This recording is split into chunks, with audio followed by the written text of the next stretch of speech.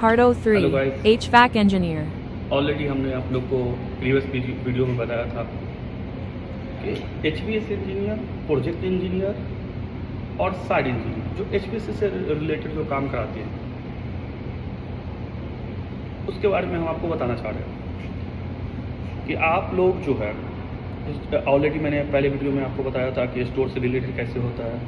दूसरे वीडियो में ये बताया था कि आप लोग जो है लेआउट कैसे देखेंगे, ड्राइंग कैसे देखेंगे, वर्किंग किस तरह से करते हैं। अब हम आते हैं थोड़ा सा ऊपर, इससे ऊपर अब आते हैं। तो आने का मतलब ये है कि आप पहले आपने प्रीवियस वीडियो में आपने क्वांटिटी ऑर्डर कर दिया, उसके बारे में मैंने बताया। आप जो मटेरियल आएगी तो जो मटेरियल आता है उसके बारे में आपको एंट्री करना है, चालान बनाना है।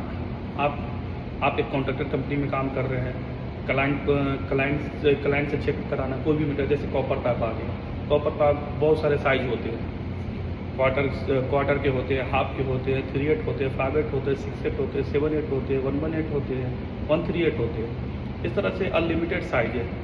सारी कंपनी में जितने भी VRV सिस्टम है और VRV सिस्टम में कॉपर पाइप तो सेम मिलेगा। डिपेंड करता है कि रेफनेट LG में कोई और कंपनी की मतलब LG में साइज कुछ और नाम होते हैं, डाइकिन में कुछ और होते हैं।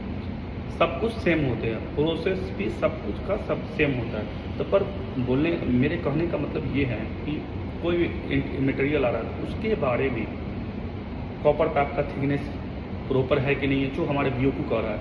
आप पहले BOQ लीजिएगा, BOQ को समझना है, BOQ में क्या लिखा हुआ है। उसके हिसाब से आप कंपनी का, जिस कंपनी कॉन्ट्रैक्टर कंपनी में, उस कंपनी में डिटेल चालान बनाया जाता है। उस चालान में आप प्रॉपर क्वांटिटी लिखिए, साइज लिखिए और थिकनेस की ज़रूरत हो, अगर वर्क ऑर्डर में थिकनेस मेंशन कीजिए, नहीं तो ज़रूरत हो तो नहीं हो। जैसे कि उसमें उसके साथ साथ इंसुलेशन आ जाता है, तो इंसुलेशन में थिकनेस मेंटेन करना बहुत ही कंपलसरी है। ये भी मेंशन करना है कि आप क्लास 2 लगा रहे हैं, क्लास 1 लगा रहे हैं, क्या लगा रहे हैं आप, क्योंकि आपके ऑर्डर में वो क्लियर मेंशन होगा कि क्लास 1 का इंसुलेशन है या क्लास 4 का इंसुलेशन है।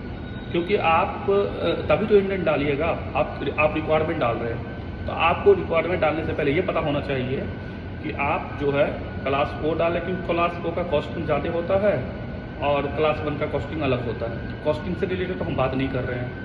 आप as per work order, as per BOQ के हिसाब से ऑर्डर कर सकते हैं। और आगे की बात करते हैं। आप इंडेंट बना लिए, फिर आपने चालान बना लिया। चालान बनाने के बाद क्लाइंट को चेक कराए, जो भी गोदरेज हो, M3M हो, जो भी कंपनी हो, जो भी बिल्डर्स हो या कोई